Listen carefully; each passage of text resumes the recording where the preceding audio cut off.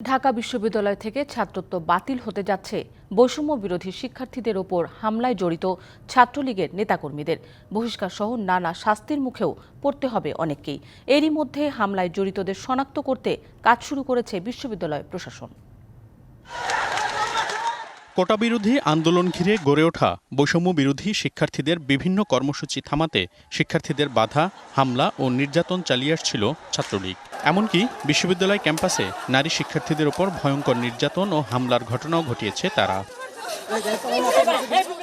এই অবস্থায় সরকার পরিবর্তনের পর পরিবর্তন এসেছে ঢাকা বিশ্ববিদ্যালয় প্রশাসনেও।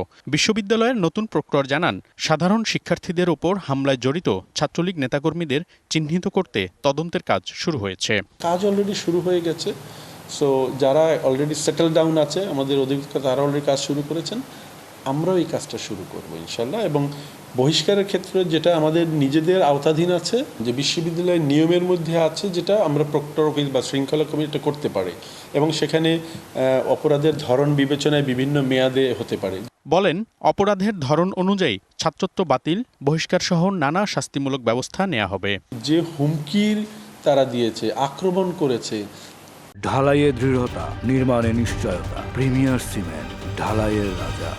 সে যদি আবার ক্যাম্পাসে ফিরে আসে, শিক্ষার্থীরা অনিরাপদ হবে এবং পরিবেশ আবার নষ্ট হওয়ার আশঙ্কা থাকে। কাজেই সে যাতে ক্যাম্পাসে আর না থাকতে পারে, সেই ব্যবস্থা নেয়ার ব্যাপারে আইনি কোনো সমস্যা নেই এই বিশ্ববিদ্যালয়ের তরফ থেকে।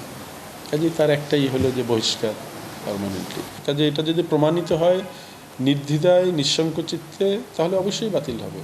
আমরা এগুলো খুব বিবেচনার ব্যাপার। আমাদের বিশেষ করে প্রথম বর্ষে বিগিনার যারা থাকেন, তারা অনেক সময় চাপে পড়ে, হলে সিটের কারণে বড় ভাইদের পেছনে পেছনে ঘুরে, আমরা সেইগুলো একটু বোঝার চেষ্টা করব, যাতে করে একটা শিক্ষার্থীর জীবন একেবারে বিপন্ন হয়ে না যায়।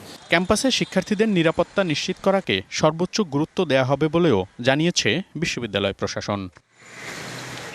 মনিরুল সোহাগ, ডিবিসি নিউজ, ঢাকা।